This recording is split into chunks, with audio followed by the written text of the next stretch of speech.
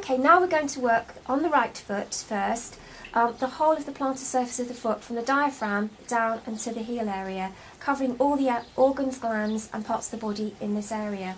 First thing we're going to do is actually, looking at our zone theory, we're going to work up the zones. So I'm starting at the heel on the medial side, using my fingers for leverage and support underneath the heel, and I'm going to walk up with my thumb, zone 1 first, from the heel to the diaphragm line. As you walk up, your fingers will want to come round to follow you, so let them come round naturally. Don't strain or stress. Back down to the base again of the heel and walk up the next zone. With your holding hand, your supporting hand, which in this case is the left hand, just move it to accommodate so that you've got room for your working hand to manoeuvre.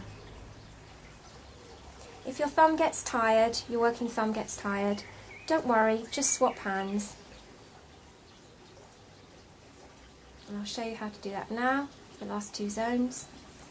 Just swap hands and use your left thumb to walk up. Adjust your pressure accordingly to suit the client.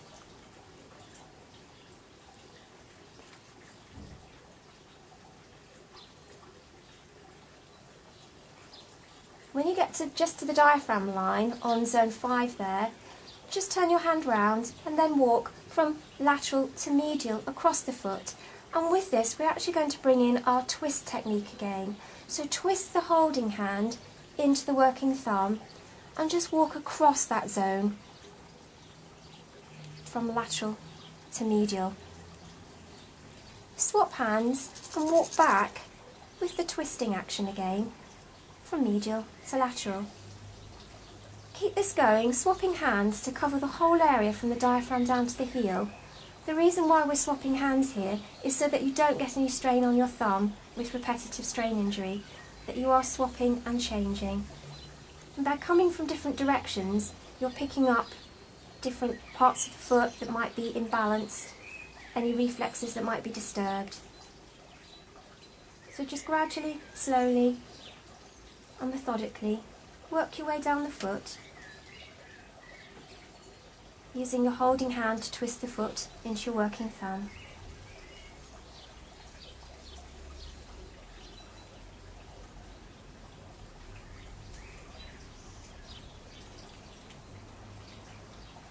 As you come down, you're going to need to move your holding hand down with you to create that twist effect.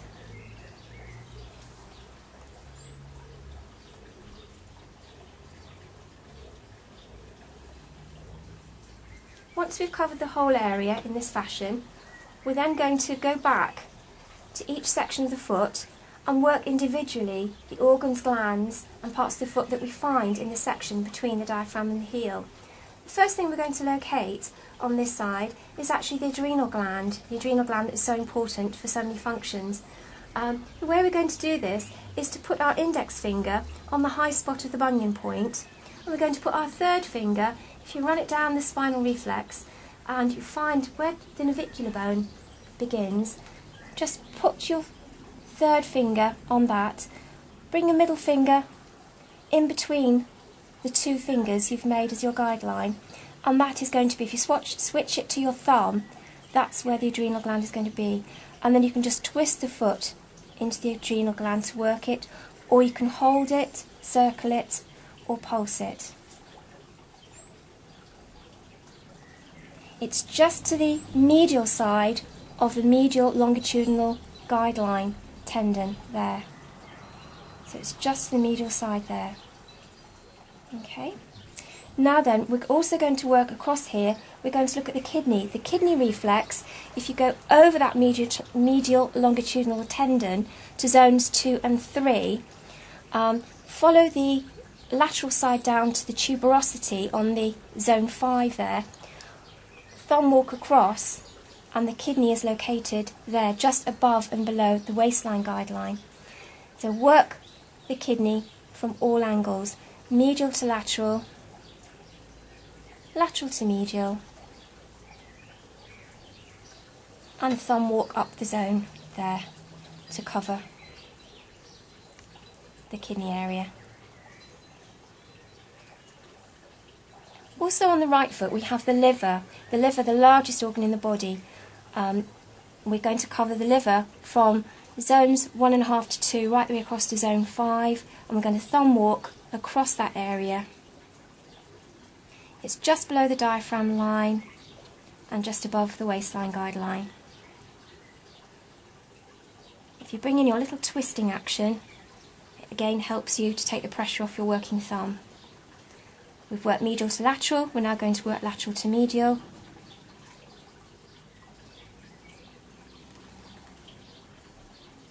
And we're going to thumb walk up that zone as well, up the area. When you thumb walk up, between zones 4 and 5, you'll probably find just below the diaphragm guideline, you'll feel a little dip. Just place your thumb in there to connect to the gallbladder reflex. And if you like, you can also connect on the dorsal aspect with your index finger and create an energy link between the two reflexes there. Just hold that for a few seconds and then move on.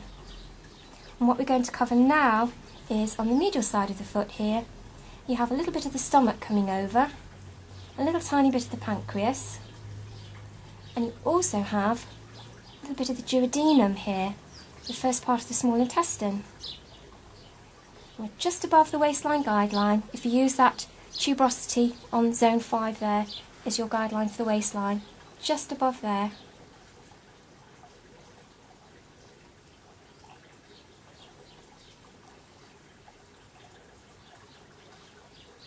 And now we're going to go below the waistline guideline, and here on the medial side we have the bladder reflex. The bladder reflex, we need to work from all angles, so walk across the bladder reflex from medial to lateral, almost dorsal to plantar. It's just above the pelvic guideline here, pelvic guideline. So walked across, we're going to walk up the bladder reflex. It's really good to work each organ and gland in as many directions as you can. We're then going to walk up the ureter tube, which again is against that medial longitudinal tendon.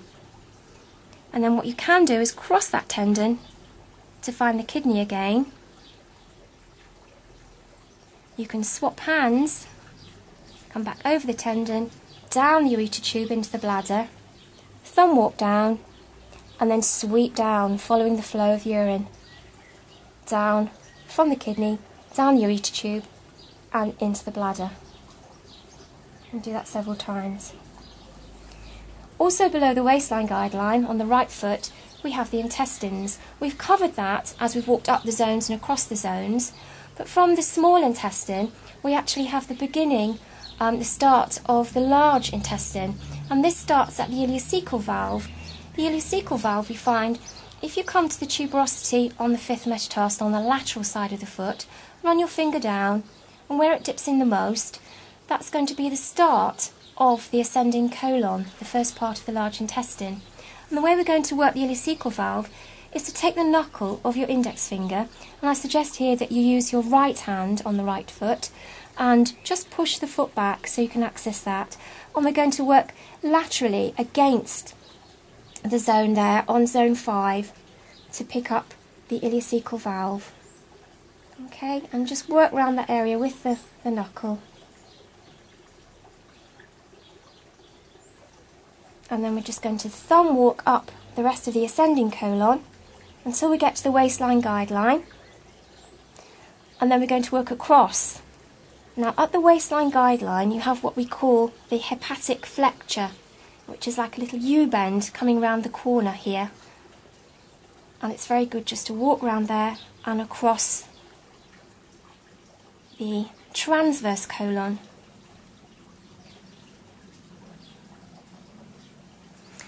And that brings us to the end of the right foot, and then in a few moments we're going to move on to the